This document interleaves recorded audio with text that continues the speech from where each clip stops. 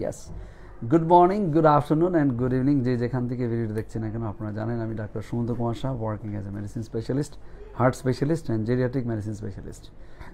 আর আপনারা জেনে খুশি হবেন যে আমি আসলে রিসেন্টলি পপুলার মেডিকেল কলেজ হসপিটালে as a senior consultant in medicine বিভাগ এবং কার্ডিওলজি বিভাগ জয়েন করেছি। এবং আসলে আজকে আমরা এই রুমে প্রথম আসছি এই জন্যই ভাবলাম যে মাকে নিয়ে একটু কথা বলি। আর কথা বলার একটা উদ্দেশ্য আছে, মায়ের চেয়ে সবচেয়ে বড় কথা হচ্ছে আমি একটু জেরিয়াট্রিক মেডিসিন নিয়ে যেহেতু কাজ করি। জেরিয়াট্রিক বলতে হচ্ছে যে বয়স্ক রোগী, বয়স্ক রোগী বলতে হচ্ছে যাদের বয়স আমাদের দেশে যেহেতু 55 হচ্ছে আমাদের, 57 হচ্ছে আমাদের লাইফ স্প্যান।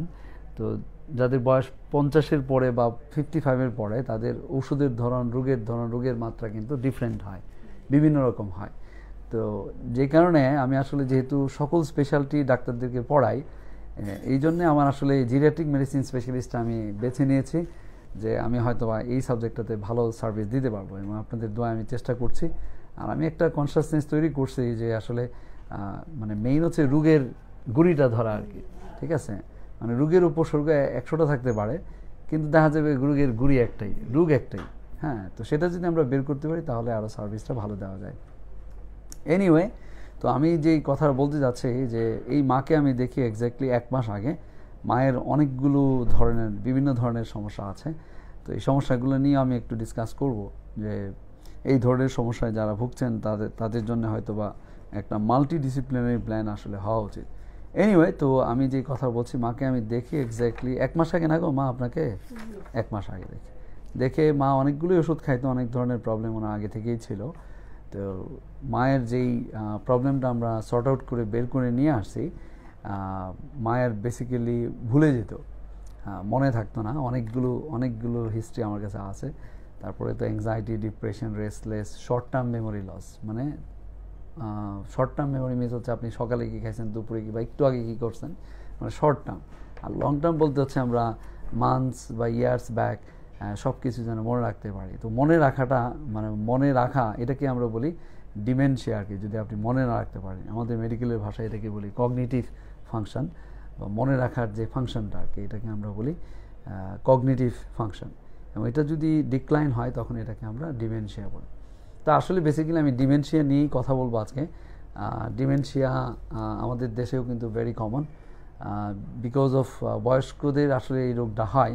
কিন্তু আমরা দেখছি যে বয়স দেখা গেল যে 90-র উপরেও মানুষ খুব সুন্দর চোরাং কথা বলে। তাহলে তো বয়স is not the actual reason, মানে বয়সটাই আসলে মেইন কারণ না। তাহলে পরবর্তীতে সায়েন্টিস্টরা বের করলো যে বয়স ছাড়াও আসলে অনেক ধরনের এই ধরনের ডিমেনশিয়া সিনড্রোম আছে, যে ডিমেনশিয়া কারণ আছে বা মনে না রাখার কারণ আছে, যেগুলো কিন্তু মনে না রাখতে মানে হেল্প করে। এনিওয়ে, তো আমি যে কথা বলতে যাচ্ছি যে মনে না রাখতে পারলে আমাদের প্রবলেমটা কী হবে, মানে ডিমেনশিয়া হলে প্রবলেম কী হবে। ডিমেনশিয়া হলে অনেকগুলো কনসিকোয়েন্স হয়, সেটা আমি একটু পরে বলি। আমি একটু মায়ের মুখ থেকে 2টা কথা শুনি, পরে আমি আপনাদেরকে একটা মেসেজ দেওয়ার চেষ্টা করব।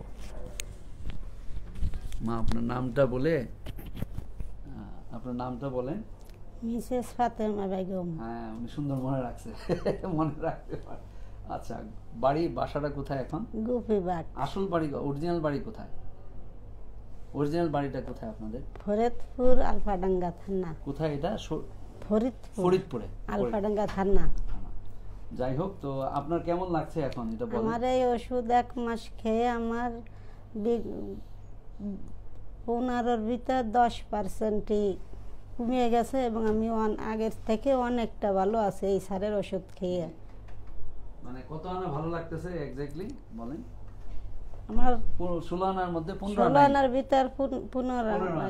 জি, 15 আনাই আপনার ভালো লাগতেছে। কেমন, মানে আগে কি খারাপ লাগতো সেটা? আগে আমি হাত পাও কাঁপতো, মনে থাকতো না, তারপর হাত পা ব্যথা হতো, বমি হইতো, খাইতে পারতাম না, বমি ভাব সব সময় থাকতো, বমি হইতো।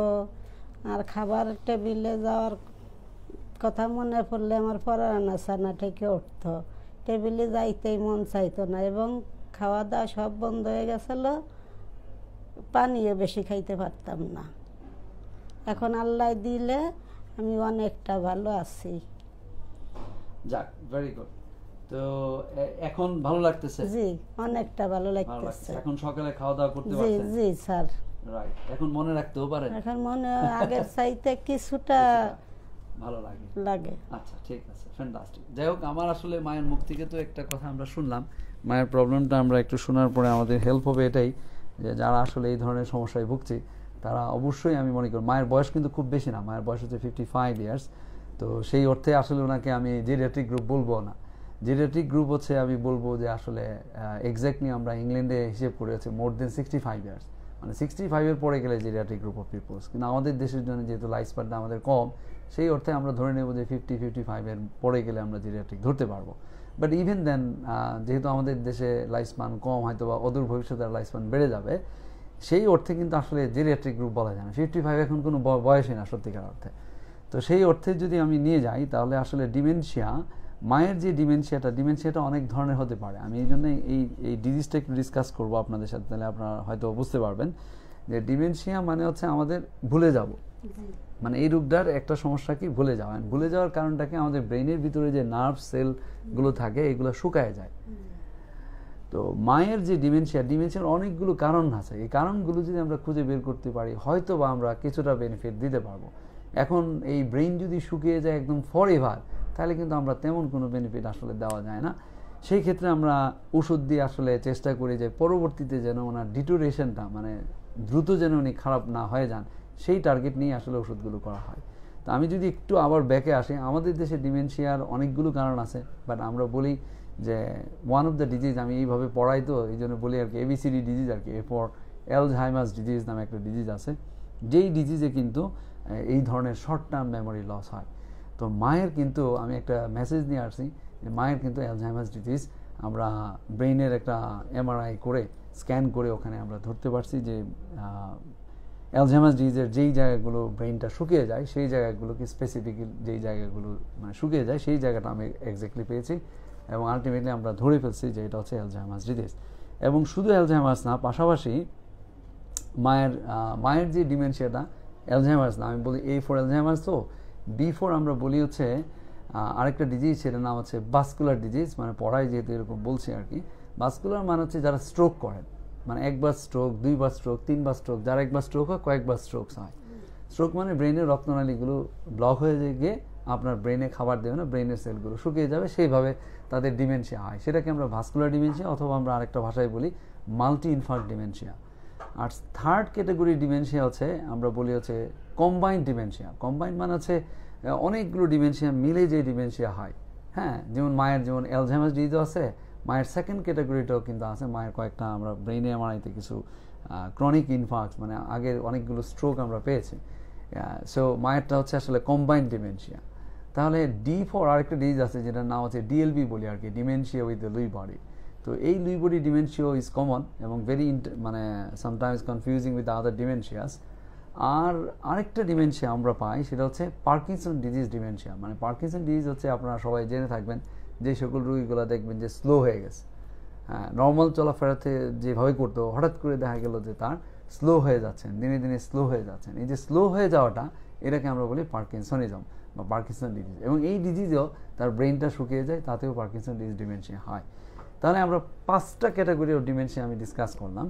তো মায়ের ক্ষেত্রে আমরা যেটা পাইলাম, অ্যালঝাইমার্স ডিজিজও মায়ের আছে, ভাস্কুলার ডিমেনশিয়াও মায়ের আছে, এবং থার্ড ক্যাটাগরি যে আমি যেটা বললাম পার্কিনসন ডিজিজ ডিমেনশিয়া, এই 3টা কম্বাইন্ড হয়ে আসলে মায়ের একটা ডিমেনশিয়া সিনড্রোম তৈরি হয়েছে।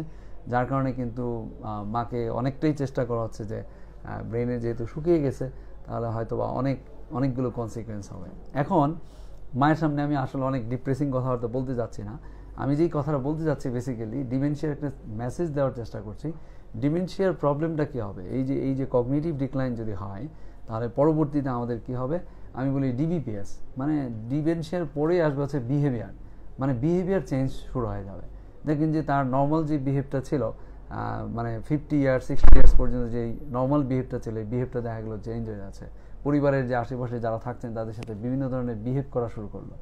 তারপরে চলে আসবে পার্সোনালিটি। যেই ব্যক্তিটা খুব ভারিক্কি টাইপের পার্সোনালিটি ছিল, দেখা গেলো যে ওনার পার্সোনালিটি চেঞ্জ হয়ে গেছে। হ্যাঁ, এবং দেখা গেলো যে উনি মানে সাডেনলি তার পার্সোনালিটি পরে চলে আসবে হচ্ছে স্পিচ চেঞ্জ হয়ে যাবে।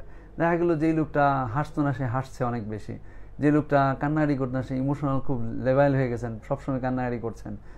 নর্মাল কথা শুনেও কান্নাকাটি করছেন, মানে ইমোশনটা কন্ট্রোল করতে পারছেন না। তাহলে ডিমেনশিয়াটা কিন্তু আমরা আমাদের টার্গেট হচ্ছে আচ্ছা ভুলে যাচ্ছে দু একটা কিছু বা কম কম ভুলে যাচ্ছে, এইটাকে আমরা আটকাইতে পারলে তখন কিন্তু আর বিহেভ চেঞ্জ হবে না, বিহেভ চেঞ্জ না হলে পার্সোনালিটি চেঞ্জ হবে না, স্পিচও চেঞ্জ হবে না।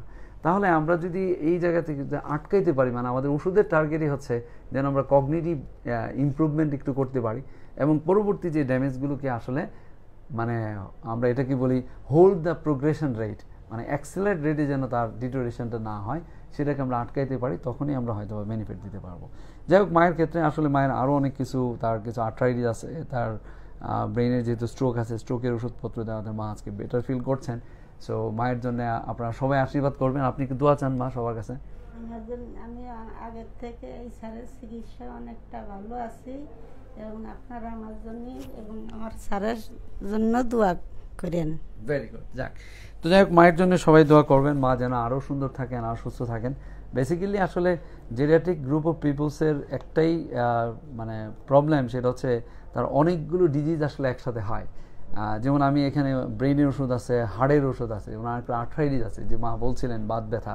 তো দেখা গেল যে মা হয়তো বা ব্রেনের ড্যামেজ এতটা না, কিন্তু দেখা গেলো আর্থ্রাইটিসের প্রবলেমের কারণে উনি যেহেতু অস্বস্তিতে থাকেন, কষ্টে থাকেন, তখন দেখা যায় যে তার ব্রেনের ফাংশনটা ততটা ভালো কাজ করে না এবং উনি খুব মানে অসুস্থ বোধ করেন।